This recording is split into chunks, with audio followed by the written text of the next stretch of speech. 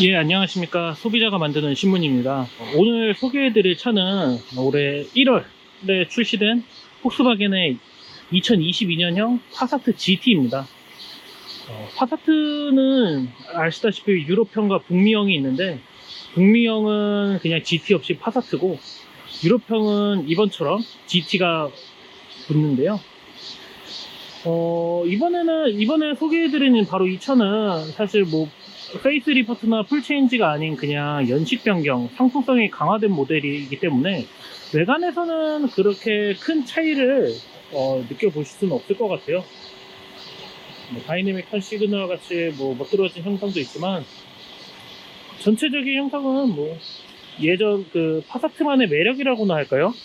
그 조금 클래식함, 요즘 차 같지 않은, 이게 사실 그 좀 윗세대인 아테온이랑 굉장히 비슷하게 생겼는데, 아테온 같은 경우는 조금 더 세련되고 날렵하고 좀 잘 빠진 듯한 모양의 세단이라면, 파사트 GT는 아까 말씀드리다시피 클래식하고 조금 중후한 그런 매력이 있는 차인데요.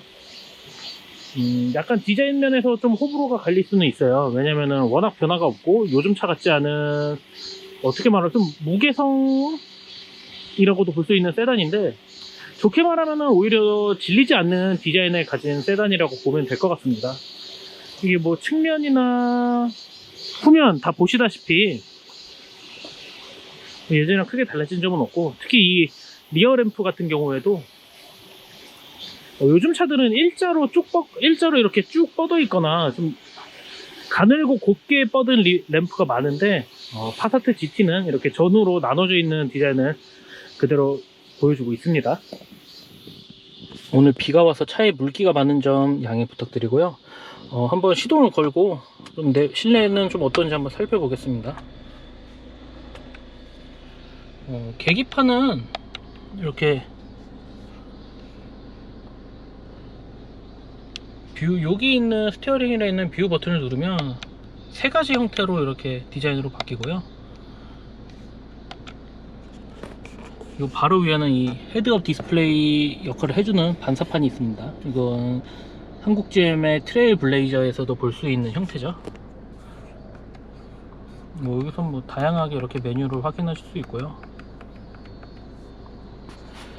여기는 이제 디스플레이인데요.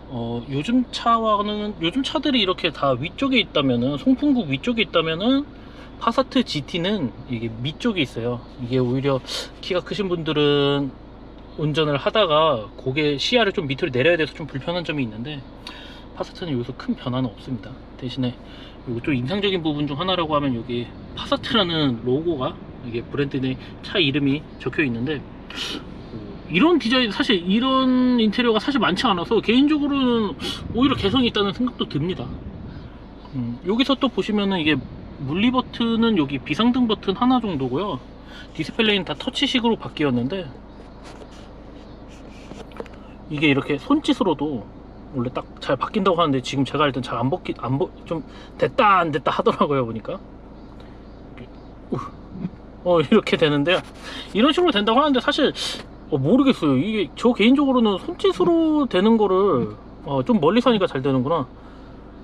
손짓으로 하는 게 편할까요, 과연? 근데 이게 손짓으로 이렇게 움직임은 있는데, 왜냐면은 이렇게 뭐 누르지 않고 클릭이 되는 건 아니거든요. 클릭은 또 따로 눌러야 돼가지고 그렇긴 한데, 이건 뭐 타시는 분들마다 호불호가 갈릴 것 같고, 요 밑에 있는 이런 송풍 공조 기능도 다 터치식으로 바뀌었습니다. 터치식으로 바뀌었고, 뭐 드라이브 모드는 여기서 선택을 하시면 되고요. 보시면은 누르면 에코, 노멀, 스포츠, 이렇게 인디비듀얼, 이렇게 네 가지 모드가 있습니다. 이 차는 프레스티지 트림이라서 나파 가죽 시트가 적용되어 있는데, 요즘 웬만한 고급차들에는 다 이렇게 나파 가죽 시트가 입혀져 있죠. 착장감도 좋고요. 또 1열에서 또 눈에 띄는 부분이 바로 여기인데요. 여기도 이렇게 유리가 되어 있어 가지고 시야 확보에 굉장히 좋습니다. 이게 사실 운전을 좀 오래 하시다 보면은 아시겠지만, 좀 코너를 돌거나 할 때 여기에 보이냐 안 보이냐도 좀 은근히 차이가 좀 있거든요. 있어가지고 시야 확보에는 더없이 좋을 것 같고, 전체적인 디자인은 이 차가 아무래도 가성비 차량으로 유명한 파사트 GT다 보니까 엄청 고급 소재도 아닌데, 고급 소재는 아니지만 그렇다고 차가 특별히 뭐 저렴해 보인다거나 그런 소재도 아닙니다. 적당한 수준의 재질들이 차에 입혀져 있다고 보시면 될 것 같습니다. 저 개인적으로는 이 차가 이게 프리미엄 트림 그리고 프레스티지 트림 이렇게 두 가지가 있는데, 개인적으로는 프레스티지 트림을 추천을 해드리고 싶은 게, 프리미엄 트림에는 빠진 옵션이 너무 많아요. 예를 들어서 이 1열에 있는 통풍 시트, 뭐 스티어링 휠 열선, 여기에 위에 있는 이 파노라믹 선루프, 그리고 뭐 헤드업 디스플레이, 이런 것들이 다 프레스티지 트림부터 가능합니다. 그러다 보니까 이게 사실 통풍 시트나 뭐 스티어링 휠 열선 이런 거는 한국인들이 또 굉장히 좋아하는 옵션 중에 하나잖아요. 그런데 그게 또 빠지고 차를 출고한다고 하면은, 저 같은 경우에는 그런 부분이 빠지면 좀 섭섭할 것 같거든요. 뭐 차가 좀 600만원 차이가 나기는 한데, 옵션을 평소에도 좀 중요시 여기는 소비자라면 프레스티지 트림부터 고려를 하시는 게 좋은 선택이지 않을까 싶습니다. 2열도 한번 앉아보겠습니다. 2열도 상당히 안락한데요? 생각보다 더 안락하고, 뭐 제가 좀 앞으로 당기긴 했지만 원래는 더 여유가 충분히 있는 차고, 여기 2열에 있는 이 열선 시트도 여기 터치식으로 바뀌었습니다. 이것도 프레스티지 트림부터 가능한 겁니다. 이 전체를 보면은 뭐 헤드룸도 이게 보이실지는 모르겠는데 한 이 정도 여유가 있고, 이 정도 뭐 180cm 이상의 성인이 앉아도 불편함은 크게 못 느낄 것 같아요. 제가 보시면 이게 딱 확실히 파노라믹 선루프가 있어가지고 차가 좀 더 넓어 보이는 효과도 줍니다. 실제로도 중형 세단이니까 넓고요. 대신 이 차가 좀 특별하다는 것보다 이게 좀 특이한 점이 이렇게 센터 터널이 좀 튀어나와 있는 편입니다. 원래 전륜 차량이나 이렇게 튀어나오는 차량이 흔치는 않은데, 이거는 좀 튀어나와 있어가지고 5인이 앉기에는 조금 힘들 것 같아요. 특히 성인이 껴있다면 4인 차량에는 딱 적합한 차량인데, 센터 터널이 조금 높게 솟아 올라와 있어가지고. 트렁크는 전동 트렁크인데요, 이렇게 로고 한 번만 살짝 클릭하면 넓은 공간이 나옵니다. 이게 카메라에 다 보일지 모르겠는데 육안으로 보면은 훨씬 넓거든요. 이게 586리터라고 하는데, 뭐 장어상 같은 것도 그냥 가볍게 실을 수 있고, 골프백도 상당히 많이 들어갈 수 있을 것 같아요. 안에는 스페어 타이어가 있고, 이쪽을 잡아 당기면 이렇게 폴딩도 됩니다. 이게 완전한 폴딩은 아닌데, 이렇게 다 접혀지면은, 2단이 다 접혀지면은 이게 1152리터까지 뻗어진다고 합니다. 뭐 이게 굳이 차박을 위해서 이 차를 사진 않겠지만, 그래도 짐 보관을 할 때는 꽤 많은 양을 넣을 수 있다는 점을 참고하시면 될 것 같습니다. 실내와 외관을 다 살펴본 느낌으로는, 외관은 사실 조금 개인적으로는 조금 심심한 느낌은 있는데, 오히려 요즘 차답지 않은 이게 좀 중후한 멋이 있어서, 그럼에도 좀 좋아하시는 분들은, 뭐 원래 파사트 GT를 좋아하셨던 분들은 여전히 좋아하실 것 같고, 실내는 사실 카메라보다 육안으로 보는 게 훨씬 좀 이뻐요. 저 개인적으로 이렇게 블랙으로만 돼 있는 실내 인테리어를 별로 좋아하진 않는데, 이 차는 이게 디자인을 잘 뽑아서 그러는 건지 모르겠는데, 실제로 보면은 블랙 시트도 꽤 이쁘구나 이런 생각이 들거든요. 예, 아까 말씀드렸다시피 파사트 GT 이번 신형은 연식 변경이라 그렇게 크게 달라진 점은 없는데요. 설명을 한번 드리자면, 엔진이 하나 달라졌습니다. 이게 EA28825 2.0 TDI 디젤 엔진이 탑재되면서, 이게 전에 출시된 파사트 GT는 190마력이었는데 이거는 10마력이 상승한 200마력이고요. 최대 토크는 40.8이라고 합니다. 또 이게 디젤 엔진이다 보니까 아무래도 좀 환경 침해 요소로 좀 말이 많은데, 이거 EA28825 디젤 엔진은 트윈 도징 시스템으로 요소수 사용량도 대폭 감소하고, 진동하고 소음, 특히 또 디젤차가 진동하고 소음이 심한 내연기관차인데 그것도 많이 줄였다고 합니다. 파사트 GT의 주행을 한번 살펴보면, 우선 이 차는 이런 시내 주행보다는 고속 주행에서 더 빛을 발하는 차라고 생각이 됩니다. 왜냐하면은 우선 이 차가 이게 바로 밟는다고 해서 급 가속을 한다고 해서 바로 탄력을 받아가지고 뻗어 나가는 것이 아니라 한 80km 한 이 정도에서부터 RPM이 한 2000 이상 넘어갈 때부터 힘을 쭉 받아가지고 그 힘으로 이렇게 쭉쭉 뻗어 나가는 맛이 있거든요. 이게 정속이나 저속으로 달릴 때에는 사실 좀 차가 좀 무거운 감이 있어가지고 시내에서는 오히려 달리는 맛이 조금 덜하고 매력은 오히려 고속일 때 더 빛이 발한다고 생각을 합니다. 일단 스티어링 휠 자체는 또 보니까 굉장히 가볍네요. 제가 여태 운전해본 차 중에서도 거의 탑급으로 가벼운 수준인 것 같고, 반대로 또 엑셀 페달은 또 무거운 편이어가지고 급 제동을 할 때도 조금은 힘을 주면서 밟으셔야 됩니다. 이 앞에 있는 HUD 반사판, 헤드업 디스플레이 반사판이 트레일블레이저 개인적으로 봤을 때는 트레일블레이저로 사용을 했을 때는 400m 전방 보양시청 방면 경로를 따라 오른쪽 방향입니다. 좀 낮에는 좀 잘 안 보인다라는 느낌이 있었었는데, 이 파사트 GT에 달려있는 이 반사판은 아까 낮에도 그렇고 지금 살짝 어두워지고 있는 이 시점에서도 굉장히 눈에 잘 보이고, 딱 필요한 정보, 그러니까 속도, 잠시 후 두 방향, 번째 오른쪽 방향입니다. 그리고 어댑티브 크루즈 컨트롤 뭐 이 정도로만 간단하게만 알려주고 있어가지고,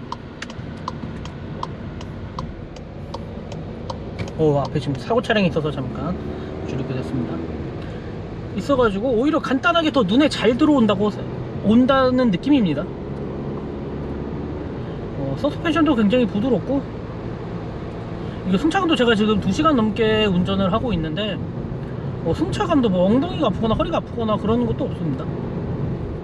이게 확실히 가성비가 뛰어난 차라고 소문이 났던 이유도 왜 그런지 알 것 같아요. 굉장히 편하고 가격 대비 만족도가 상당히 높은, 주행 만족도가 굉장히 높은 차량입니다.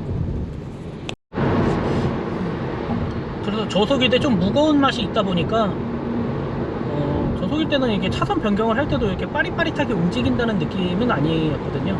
에코모드, 에코모드, 노멀모드, 또 스포츠모드로 해봤는데, 사실 에코모드랑 노멀모드일 때는 주행할 때 차이를 사실 짧은 시간 운전을 해서 그런가 크게 못 느끼겠고, 확실히 스포츠모드로 했을 때는 차가 좀 더 가벼워지고, 이게 빠르게 이게 탄력을 받아서 이게 디젤 엔진 특유의 토크를 발휘하면서 아주 빠르게 치고 나가고 차가 좀 가벼워진다는 느낌이 바로 듭니다.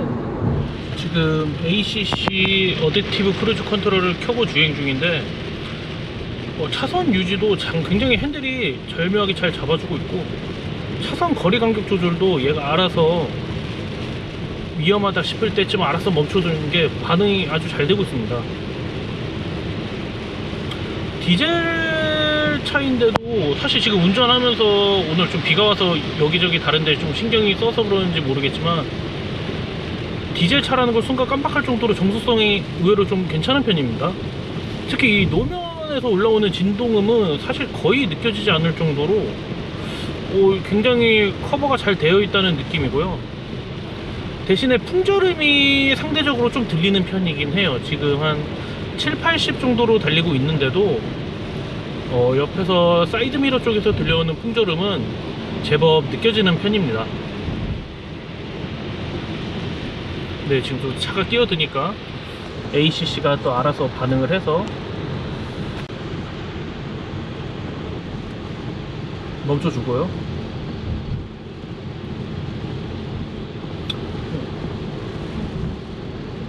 밑에 약간 과속방지턱 같은 밑에 둔턱이 있는 곳을 지나갈 때도 상당히 1km 전방 왼쪽으로 주행하세요. 그리고 경로를 기한 방면으로 계속 유지하세요. 계속 잘 잡아주고요. 좀 부드럽게 이게 충격이 오지 않게끔 운전자를 잘 안전하게 잡아준다는 느낌이 듭니다. 그리고 이 파사트 GT에는 국내 내비게이션인 이게 맵퍼스의 내비게이션이 들어가 있는데요.